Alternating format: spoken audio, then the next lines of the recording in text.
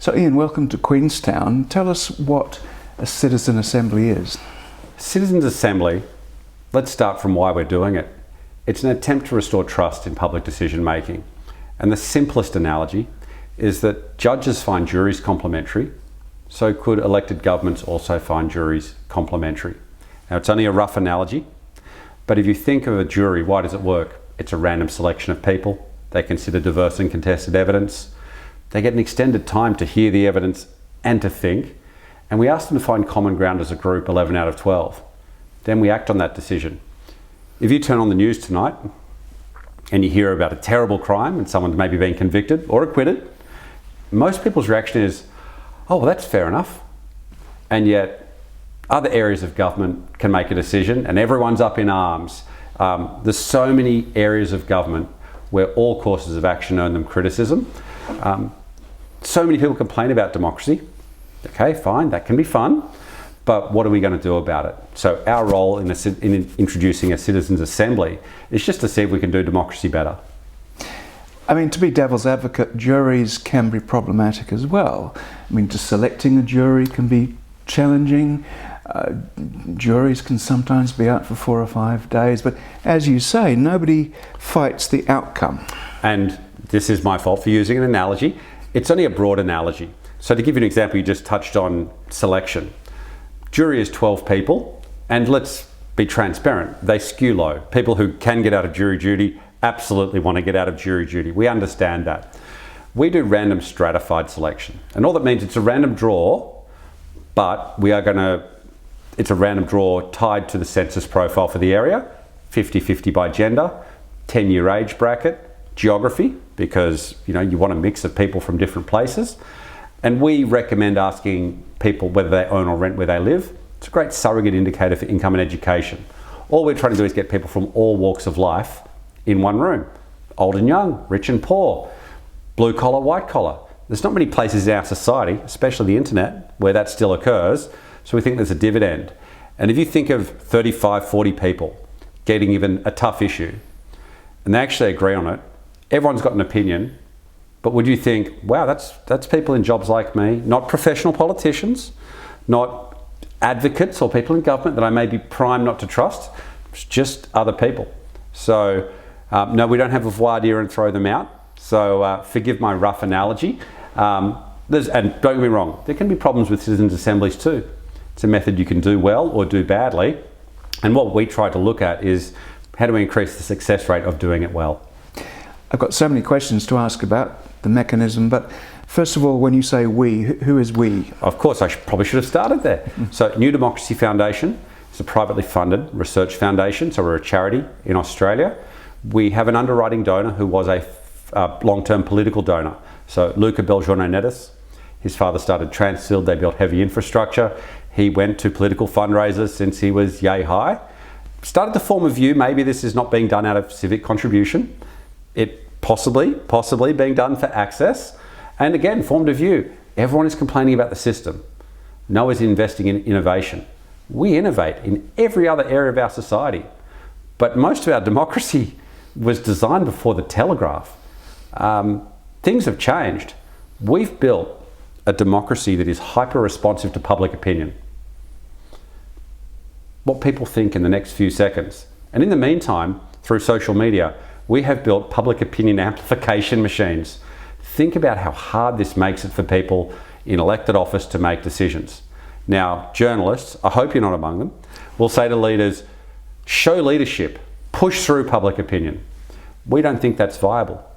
We think that's how you become a former mayor, a former minister. Instead, we are trying to build a public judgment mechanism, hence the jury analogy. It's ridiculous to think that if we had a wild night out, Peter, we would not insist on a phone poll of 1,000 people to decide if we go to jail. And yet, on public policy issues, a government will announce something, and you'll probably see some opinion vox pop come back. We are putting out there that that's a terrible way to make decisions when you think of the billions of dollars, the hundreds of billions of dollars that are spent through government. So let's innovate, and let's do it in a way on live public decisions to see if the public trusts it, because that's the only measure of what's a democratic decision. If you walk outside and 80% of people say that's fair enough, we don't care if the tax rates are 1% or 99%. If the population says it's fair and it's informed, then you probably have the basis for making great public decisions. Okay. I guess I'm a bit partisan, but I would also add to what you're saying that the decline of journalism must be also leading to a decline in democracy. And in fact, I don't know if it's true in Australia, but in New Zealand, we're starting to see the first signs of an authoritarian approach to government. I mean, is that something you're seeing as well? I wouldn't describe it as an authoritarian approach to government. In any system, things will optimise over time. Over time, look at a tax law. Over time, everyone finds the loopholes. Building regulations. Over time, developers will find the loopholes. We have a political system with fixed rules. Those who are professionals in it are going to find the loopholes. One of them, which I think you were speaking to, is almost message control. Control the narrative. Yeah. Sorry, that's a better way to say it. You should write that. Controlling the narrative. It's being done because of incentives in the system. It's not being done because they're bad people. I always like that Charlie Munger quote, who worked with Warren Buffett. He said, "Show me the incentive and I'll show you the outcome." If your or my job revolved on a popularity contest of 50 or 100,000 people who may not have been paying a lot of attention, I don't mean that derogatorily, they've got jobs, mortgages, kids, people. You've got stuff to do, would you do your job differently? Yeah, you probably would. And that's why we can't get millions of people to think, but we're fairly good at getting 35 or 40 people to think and doing it in a transparent way. So hopefully the rest of the community looks at it and says, that's interesting what they said. I might consider that information. I might adjust my view. So let's test this. I mean, I like the sound of it. I think everybody would.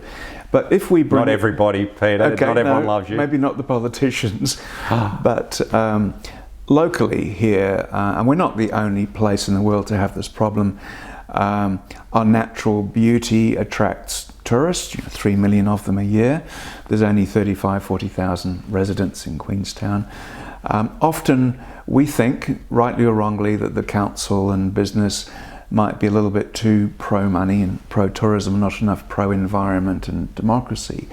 So if the population here wanted a Citizens Assembly, that's Queenstown and Wanaka over the hill, how would you suggest the first steps are taken? I think the first steps are taken in things like this with awareness. And the one part of what you said that I'd challenge, I get asked this all the time, politicians must hate what you do. No, they don't. And there's actually no real left-right divide that I can discern after 15 years. It's people often who've been in power, I'm going to say 8 to 10 years, and they've worked out there are some decisions where anything you do earns you criticism. You just used an example about balance of tourism versus environment. There are decisions where anything you say will earn criticism. It could be a different balance and a different group of people would criticise. That's the challenge. They start to work out anything I do will earn this criticism. It's just a difficult environment. You asked how can this come about? So many people write to anyone in elected office and say, I want this. This must stop. You know what almost no one does? They don't write to them and say, I'm just interested in seeing how democracy could be done better. We have one idea. It's one idea. There's a bunch of good ideas out there. But giving people the scope to say, have a pilot, have a trial, use this on a tough issue, we're open to it. That's not the voice they're hearing. Think of the topic you just raised. I think you revealed your personal preference is to say, move the balance in this favour. There'll be equally other people writing to any councillor saying, move the balance in the other favour. But let's have balance. Imagine you wrote and said, I have a view, but I'd love to see all those views go before a jury, and I'd love to see where they strike a balance. Because, and you should look at what we do. And I mean that in a sense of, if we run a process, we publish the methodology. You should look at it critically. You should look for biases. You should see if there's a finger on the scale somewhere. But if you as a journalist satisfy yourself that the recruitment aims to get a genuine representative sample, not one with a leaning, if you satisfy yourself that our method of injecting information into this group is not steered to one outcome, but is an open breadth of sources, that we give citizens control of the sources they pick. If you start to satisfy themselves that the people have a free response to that question, then please write the happy story as well. because that's how we're going to get to trusted decisions. No one should inherently trust us. Our suggestion is show, don't tell. Why don't we show you a project and let 50,000 people out there decide if they trust it or not? No, that makes sense. I'm fascinated by the point you make that politicians would welcome this, because that raises two questions. If they're genuine, that's good, but it's possible they might be thinking this is a bit of a get out of jail free card, where they can say, oh, we consulted the public and it came down in our favour. And I'm just going to explain a little bit more where I'm coming from. We recently hosted the BBC's local news editor here in Queenstown. And the reason I invited him was that he'd, through his local democracy reporting service in Britain, discovered that people will only really trust local councils and government if it's a third party doing the communication. In other words, Citizens Assembly or journalist or both. But that didn't go down too well here. I think we're still at the stage in New Zealand where councils want to control the narrative and they're not comfortable with third-party scrutiny. So how do we set up a Citizens Assembly if there isn't a welcoming attitude on the part of those in power? Can that be done? Honestly, it's not ideal, and let me give you the reason why. Ultimately, what makes these projects work is getting people from all walks of life together in a room. You know, most people will never respond to any form of community engagement with a council. You've got other better things to do. At most tiers of governments everywhere. You'd be going, are they really going to listen? What's the point? What makes this work is that we change the incentives. Now, you made a comment in the prelude to that along the lines of, is this kind of to launder a decision and say we consulted? If you want to do that, and plenty of governments do, then we are the last mechanism you would use. Just think about it. I'm taking 35 or 40 people picked at random. Anything could happen. I'm giving them something wildly in depth. I'm letting them free write a report. If you wanted to launder a decision, I'd do a survey, self-selected, and just get 20 of my friends to complete it. I don't mean to give you a cynical answer, but I think you can see where I'm going. A very open methodology, nothing, always quick to say, anything can be cheated. It's up to us to work out how you design defensively for public trust that makes it very hard to cheat. Understood. My big question that's been burning in my thinking for a few minutes is, do you have a moderator? Because democracy can be very messy. People can be complicated. You know, as we've agreed on the jury example, it doesn't always have a happy ending, but I'm assuming that if you have a really good moderator, that would improve the system. Everything we do involves facilitators. So picture a room, 35 to 40 people. It's not plenary like a town hall meeting, because otherwise the two loudest people will go head to head, and I have 35 people wishing they could go home. And is the council or government sitting in, incidentally, or are these citizens on their own? So let me come to that. Yep. I'll answer this in the course of this question. Yep. So picture tables of 5 or 6 people. 5 or 6 is a conversation. 7 or 8 is too big. Some people don't get a word in. So that's a nice mix, tables of 5 and 6. So you've got 6 tables there. We'll have a facilitator, and in essence, their job is to give people, it's a task-based methodology. And I'll give you an example. You asked about council's role. Picture the first day, we've brought people together, a little bit of socialisation for half an hour to recognise people think differently to you. It's not just your individual voice, this is a common ground exercise. Council or commissioning government agency will present first. They'll have produced a briefing book, 150, 200 pages, and they'll start to talk through what is the challenge, and we allow a huge time for Q&A. Now, to your point about how does the facilitator work? So absolutely, council has a voice. And there's a general principle you asked, is council in the room or is government in the room? We aim to make the projects open. So observers, whether it's media, interested community groups, democracy should be transparent. There's only one thing we ask. The jury runs the room. So if they at some point say we would like an hour to ourselves, that is the principle we adhere to, because that is the core, and we're giving citizens the space to have maybe a hard discussion that they don't want to have with 50 people watching them. We think that's the right balance to strike. If a project has an open door for 47 hours and they want to have 40 minutes to themselves, that's okay. Just to answer the facilitator part of the question, at the end of that day, I'll ask people, to go to the information. How do I stop people steering it down one path, like an organiser putting their fingers on the scale? We ask citizens, what do you need to know? Who do you trust to inform you? What am I doing? Giving them open access to information. It's the best FOI process you've ever seen. And I'm giving them source control. So if they say so-and-so has a lot to say and hasn't been consulted, they can request that source. That is open, viewable, we produce that information. What does the facilitator do in that environment? The facilitator's role is to make clear what the task is, come up with questions, come up with sources. It's to get them to work to complete that task in a reasonable amount of time that, if you can probably work out, I have to have that completed at the end of the first day, or we can't roll into the second day. They have to hit those task milestones. A facilitator, think of 1 to 2 people in a room, because you can stand there and look at 2 or 3 or 4 tables working. They are not sitting. We don't want them introducing a bias or leading or helping. The dog followed me home, but I had to help it across the road a few times. We don't want that environment. Citizens are capable. If they need help, they'll put a hand up and someone is on hand. So we like to have facilitation on hand, giving clear tasks, but it is not a directional role. If people are concerned there's a bias in a process, it is my problem and my fault. As the facilitator? No, as the organiser, we design the projects.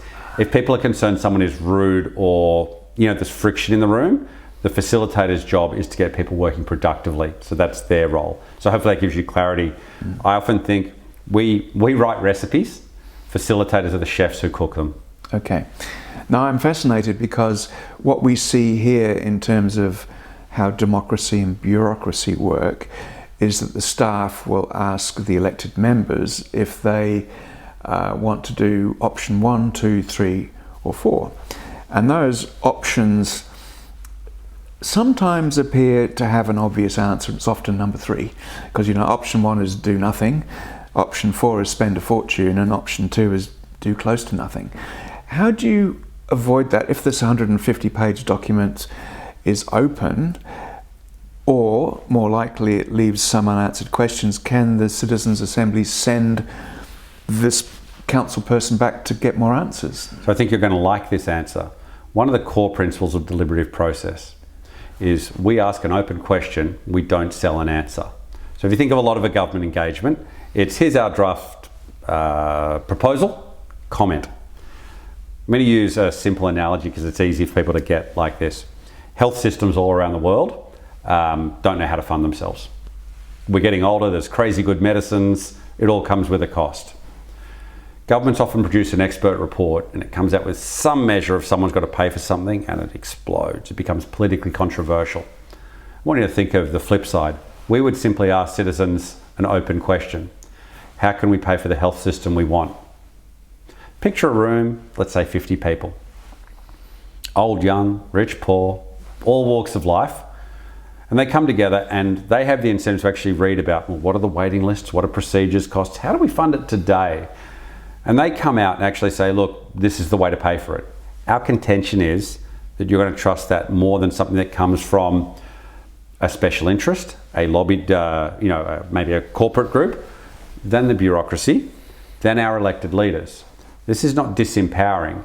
It should be empowering to the group who want to take a decision. And if you're happy, I want to tell you a story that was told my first week 15 years ago by former Premier Nick Greiner. I don't know who was a Premier in New South Wales in the 80s, showing my age. And he said to me, there is no one in politics anywhere in our country who thinks what we do in prisons work. Yeah. He said, but if you try to reform that, can you picture the headlines? The next horrible crime, it's on you. This is career ending. But if people really looked at the cost and the impact, 95% of, I think, recidivism rates, we only have often 6 and 7% crime cleanup rates. Cost per prisoner is pretty high. And Nick had a simple contention. He said, if people really looked at that, I think they'd come back with a very different array of options.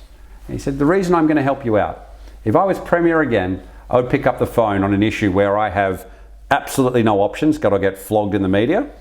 And I would say, can you bring me together a jury of people and ask them, what should we do with people convicted of a crime? You know what will happen? They'll come back with a big box of options, not fixed. They won't have been influenced by lobbyists. They'll just make decisions like they live here and like they're the ones paying for it. And he said, as an elected leader, I may not like all of them, but if they've shown some reasoning and evidence, I can at least give them an informed, substantive response. In politics, as usual, you can't do that. You've got to worry about the headline, you've got to worry about the slogan, you've got to worry about people who want your seat trying to kick at you. So that's the shift in dynamic we're trying to achieve. Okay. We're probably approaching the end of a 2026 average concentration span. So some very, I could talk all day about this stuff. But I reckon you could. Yeah, we both could. But just some quick questions. Do people get paid to take part? Yes. So we're a research foundation. We have done projects not paying participants and paying them. As at today, and forevermore candidly, we want people paid. Multiple reasons. So we're paying it around the criminal jury rate in Australia, $150 to $170 per full day. It's not like getting paid for a job, it's respect for people's time. What happens when you don't pay? Who do you lose? Everyone under 24, everyone in shift work, everyone who needs daycare, just drop. Our key principle here is we want all walks of life in the room. We pay everyone else who makes public decisions. We don't think it's a huge cost to add. And my last question is, if, as a result of this interview, there is significant interest here in setting up a Citizens Assembly, who do we go to? Will you help us? Do we go to somebody else? We're always happy to help. You obviously need local partners, particularly local facilitation. But the fact that we don't take issue positions and that we have no political leaning, as you can probably see by the politicians who've backed us, is a broad span of left to right. If that can add to public trust, we're happy to help with the design. And think of the design as, so how many days? How do you stratify the people? What's the question? If you get those parameters right, I think if there's a cynical bone in people out there, they think council must be trying to fix it. We can write things that are nigh on impossible to fix on that basis, and we'd always be happy to add that element. But it does start with a government, with an elected government saying, here is a problem we want to solve, we understand this mechanism, and we are prepared to substantively respond. And how did your workshop with QLDC go this afternoon? What happened? I think the fact that they open the doors is always a great thing. People want to come and hear a new idea on democracy. And, you know, maybe it's egotistical. I like to think the ideas resonate. What we do isn't complex. It's just that no government does things today.